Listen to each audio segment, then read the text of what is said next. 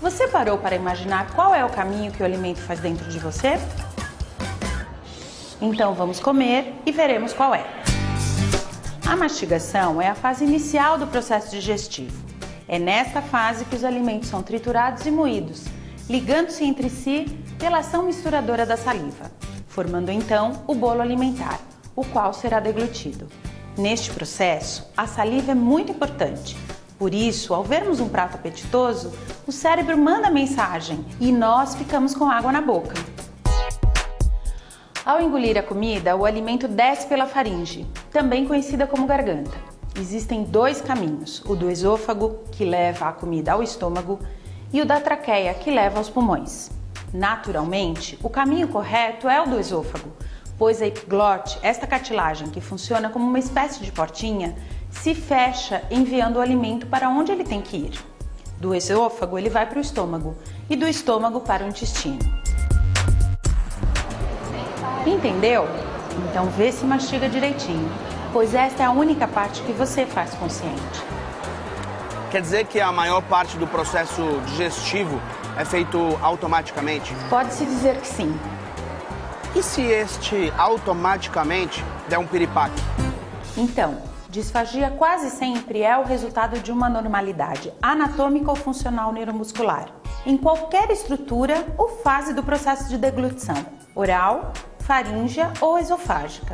É agravada ainda mais por falta ou abundância de saliva, por lesões neurológicas dos nervos cranianos, os quais são responsáveis por este processo de deglutição, por incoordenação dos movimentos orofaciais, pela deficiência intelectual, principalmente com diminuição da consciência, e pelo envelhecimento. Sim, o envelhecimento, pois hoje a expectativa de vida do deficiente é cada vez maior. Nós, das Casas André Luiz, dispensamos atenção especial com as pessoas que cuidamos. A grande maioria dos nossos assistidos tem paralisia cerebral e estão envelhecendo, com graus de disfagia avançados e diferentes. O assunto é sério. Explica melhor essa tal de Gente, o nome é disfagia. Disfagia significa dificuldade na deglutição graças a um processo agudo ou progressivo que interfere no transporte do alimento da boca ao estômago. Para resumir, a comida acaba indo para o pulmão. E o que acontece com a comida no pulmão? A disfagia pode acarretar diversos problemas, como desidratação, desnutrição, mas o principal e o mais grave é a pneumonia.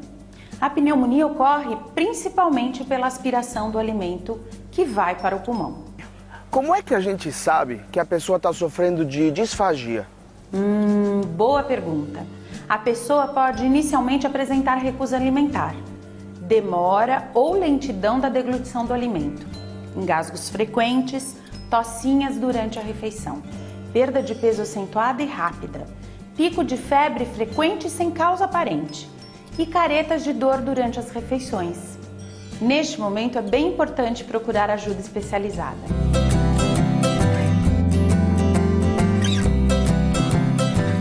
E como é que vocês atuam na prevenção do problema aqui nas Casas André Luiz? Atuamos na orientação e capacitação das cuidadoras, que são as pessoas que alimentam nossos assistidos. Mas o setor de fonoaudiologia trabalha terapeuticamente no gerenciamento das disfagias, procurando prevenir o agravamento do quadro. Começamos pelas mudanças de textura e consistência do alimento. Trabalhamos e adequamos a postura para o momento da refeição, adaptando melhor nossas cadeiras de rodas. Modificamos os acessórios para a refeição, colher, copo, canudo, prato, e também buscamos melhorar a higiene oral desta pessoa.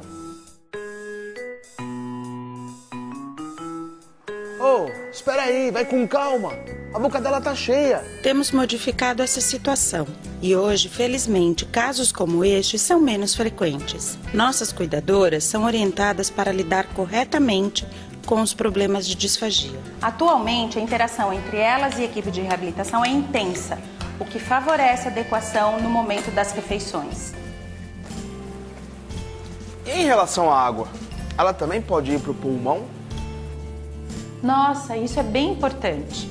Com a água ou qualquer outro líquido, nossa atenção precisa ser redobrada, já que o líquido escorre mais rapidamente, dificultando o seu controle. Aqui nas casas André Luiz, em todos os casos de disfagia, usamos um espessante, ou seja, um produto que engrossa a água. Estudamos cada caso e para cada paciente existe uma indicação de como agir corretamente. Médicos, fonoaudiólogos e nutricionistas indicam qual o produto ideal, aquele que deve ser usado como espessante e quais as proporções a serem utilizadas. Ou seja, alimentar devagar, espessar os líquidos, pronto? Tá resolvido? Em parte, isso é fundamental, mas não é a solução para os casos mais graves. Há necessidade, em muitos casos, de sondar ou gastrostomizar o paciente, ou seja, suspender temporariamente ou definitivamente a alimentação via oral. Inicialmente é introduzida a sonda nasogástrica, que vai do nariz ao estômago diretamente e o alimento passa por ela. Em casos definitivos extremamente graves, o paciente é gastrostomizado, ou seja, é feita uma cirurgia para a colocação direta da sonda no estômago e a alimentação é feita somente por ela.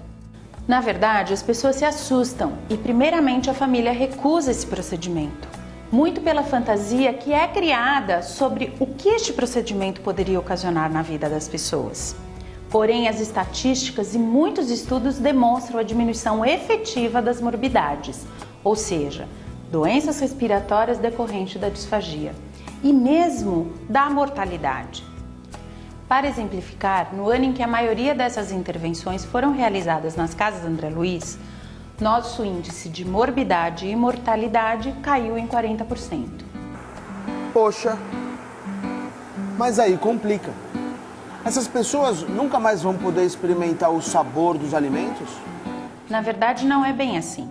Com a continuidade da terapia fonoaudiológica, isso não acontece, pois a família aprende sobre estimulação tátil e térmica, para que o paciente experimente o toque e a temperatura do alimento.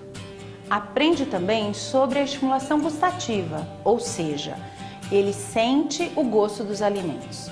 Porém, todos esses cuidados necessitam de orientação fonoaudiológica. Você pode estar se perguntando, mas como é que se faz essa estimulação tátil térmica gustativa? É uma das abordagens terapêuticas que a fonoaudióloga utiliza para o acompanhamento de pacientes gastrostomizados. Consiste em uma estimulação intraoral com alguns instrumentos específicos. Pode ser feita com cotonete ou com toque, embebidos ou envoltos por alimentos pastosos ou em pó.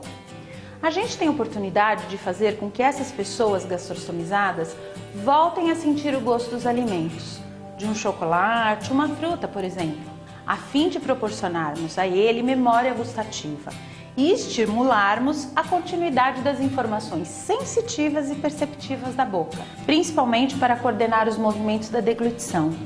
Mesmo porque, depois que este paciente é gastrostomizado, ele continua produzindo saliva e esta precisa ser deglutida. Preste bem atenção, muito bem deglutida. Eu já vou comer chocolate com vocês. Poxa, mas quanta informação importante. Agora me diz uma coisa, o que a gente precisa fazer para se cuidar e evitar desenvolver a disfagia? Ei pessoal, peraí! Como dissemos, é quase que inevitável a disfagia em quadros neurológicos, em lesões do sistema nervoso central e até mesmo no envelhecimento. No entanto, aqueles cuidados que falamos ajudam e muito. E ao primeiro sinal de disfagia, procure um fonoaudiólogo.